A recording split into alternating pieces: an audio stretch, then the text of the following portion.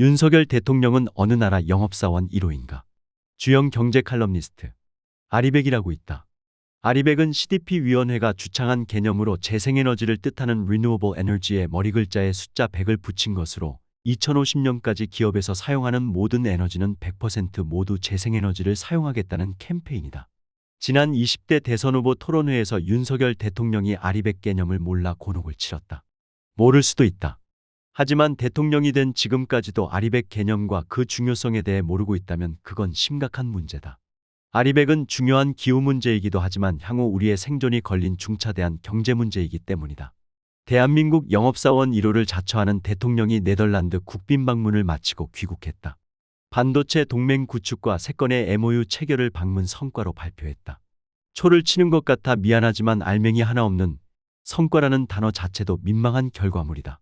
우리 반도체 기업들과 네덜란드 ASML은 이미 동맹관계나 다름없다. 11년 전 ASML이 자금난을 겪고 있을 때 삼성전자가 ASML 지분 3%를 투자하며 차세대 EUV 노광기 개발에 협력한 바 있다. 지분 투자만큼 확실한 동맹관계가 또 있던가. 그리고 이번에 발표한 MOU도 이미 진행되고 있는 상황을 다시 재탕 발표한 것에 지나지 않는다. 작년 11월에 이미 ASML 베닝크 회장은 향후 한국 화성의 R&D 센터를 늘려나가겠다고 밝힌 적이 있다. 그러니 사골곰탕 같은 우려먹기 발표 아닌가. 그리고 ASML이 반도체 장비업체의 슈퍼울로 불리지만 내년부터는 우리 기업의 장비를 팔지 못하면 제대로 팔 곳도 없다. 현재 ASML의 매출 80%를 대만, 한국, 중국이 책임지고 있다. 대만이 약 38%, 우리 한국이 약 29% 그리고 중국이 약 14%를 차지하고 있다. 그런데 미국의 반도체 수출 규제에 따라 당장 내년부터 ASML은 중국의 장비를 팔 수가 없다. 대통령이 굳이 가지 않았어도 반도체 산업 분업 구조상 민간 기업들 간의 협력을 더욱 공고히 할 수밖에 없는 상황이었다. 아니 차라리 가지 않았던 편이 훨씬 더 나았다. 가지 않았다면 주네덜란드 한국 대사가 초치당하는 외교사의 길이 남을 수모를 당하지도 않았을 테고 과도한 순방비도 아꼈을 테니 말이다. 이미 끝난 일이긴 하지만 이번 네덜란드 방문에서 의미 있는 성과를 낼 수도 있었다. ASML의 장비 생산 시설을 우리나라에 유치했다면 의미 있는 성과로 평가할 수 있었을 것이다. ASML 입장에서도 우리나라의 생산 시설을 짓는 편이 수출 증대 및 비용 절감 등 거의 모든 면에서 훨씬 유리하다. EUV 노광 장비가 그리 만만한 장비가 아니다. 한 대의 무게가 190톤에 이르고 높이도 4m에서 5m에 달한다.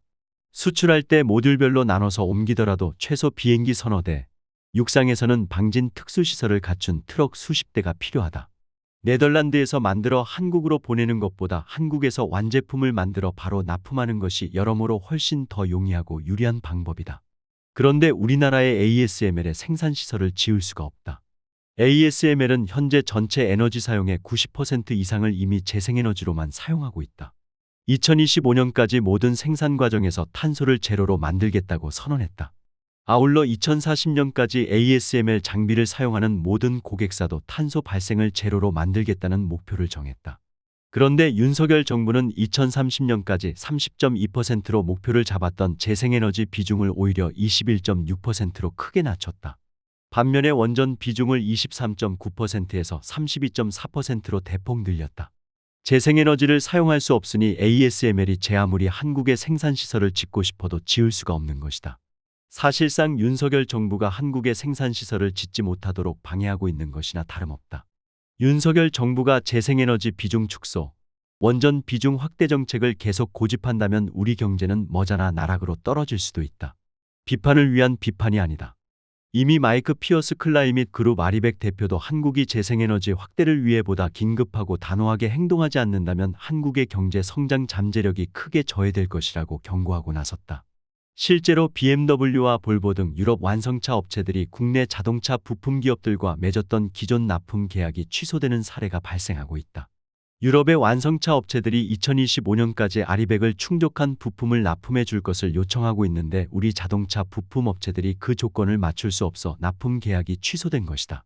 앞으로 볼보의 자동차 부품을 납품하기 위해선 아리백 실천 방안을 담은 아리백 목표 이행 계획서를 반드시 제출해야만 한다. BMW도 아리백 실천과 지속 가능성 보고서를 갖추지 않을 경우 견적 요청서를 아예 받지 않겠다고 선언했다. 전 세계가 재생에너지 비중을 늘리기 위해 사활을 걸고 있는 이유다. 그런데 우리는 거꾸로 걷는 정도가 아니라 아예 재생에너지 산업을 박살내고 있다. 태양광 산업 전반에 대한 비리를 들여다보겠다며 전수조사와 함께 대폭적인 예산 삭감, 금감원의 태양광 관련 부실 대출 조사 등으로 태양광 산업 자체가 붕괴될 위기에 처했다. 원전이든 재생에너지 산업이든 불법과 비리가 있다면 마땅히 엄중한 수사와 함께 법적 처벌을 받아야 한다. 하지만 태양광 산업 자체가 마치 불법 카르텔의 온상인 양정치적 공격을 퍼붓는 모습은 도저히 이해를 할 수 없다. 그 결과 실제로 우리 태양광 산업이 근본부터 흔들리고 있다. 우리나라 최고의 태양광 모듈 제조업체인 한화큐셀의 음성공장이 가동을 중단했고 1,800여 명의 희망퇴직을 받는 등 대규모 감원에 나서고 있다. 대기업이 문을 닫을 정도면 다른 태양광 중소업체는 볼 것도 없다. 지난 12월 13일 아랍에미리트 연합에서 제28차 유엔기후 변화협약 당사국 총회가 폐막되었다. 수많은 정상들이 참석했지만 탄소 배출국 세계 9위인 우리나라 대통령은 지난해에 이어 올해도 참석하지 않았다. 이번 유엔기후 변화협약 당사국 총회에서 화석연료로부터의 에너지 전환에 대한 전격적 합의가 이루어졌다. 전 세계가 탄소 배출 영화 재생에너지 확대를 위해 총력전을 펴고 있는 것이다. 그런데도 OECD 국가 중 유일하게 우리나라만 재생에너지 비중을 낮추고 있다.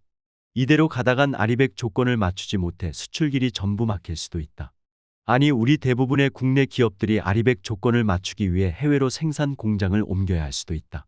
국내 일자리가 줄어들고 우리 기업의 뛰어난 인력과 기술이 해외로 유출된다면 결국 우리 경제가 나락으로 떨어지는 것은 불보듯 뻔한 일이다.